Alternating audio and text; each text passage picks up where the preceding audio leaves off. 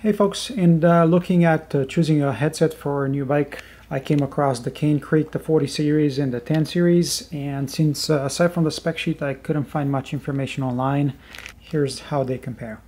Both the 10 and the 40 series have very similar labels, and if I'm to look at this 40 series, you can see it here specified on the label.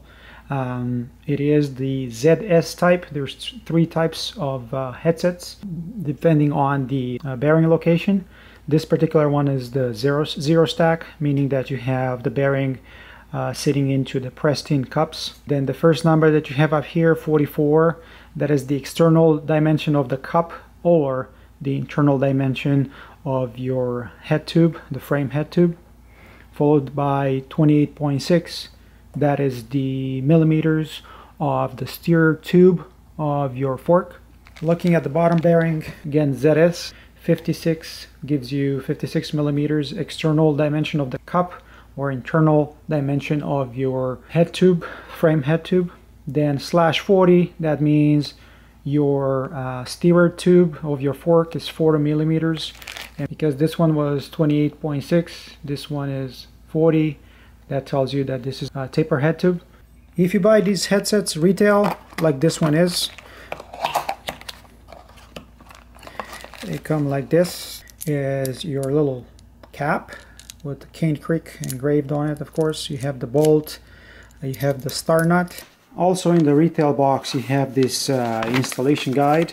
Mind you, this is something more of a generic type that doesn't give you very specific instructions on how to install the 40, but at least it gives you the order of these pieces and how they come together.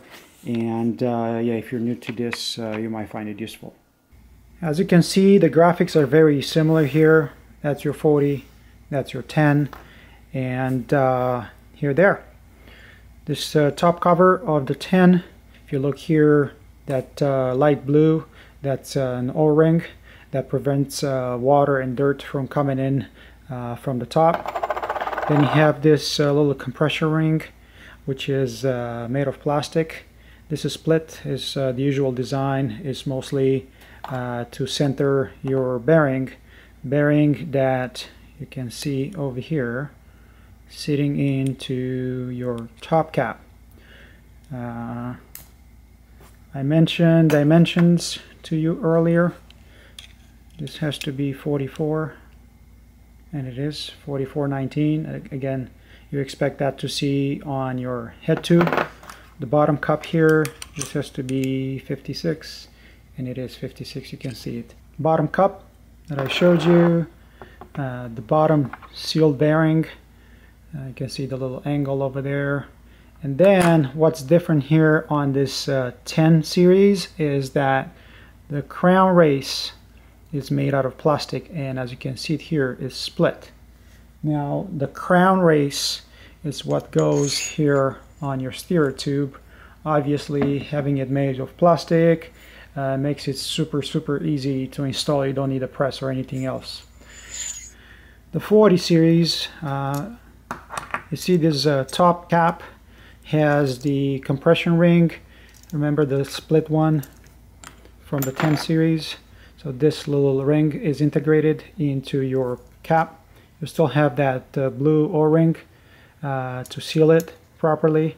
This has a little bit of a seal even here on the edge. All that blue surface seems to be a plasticky one.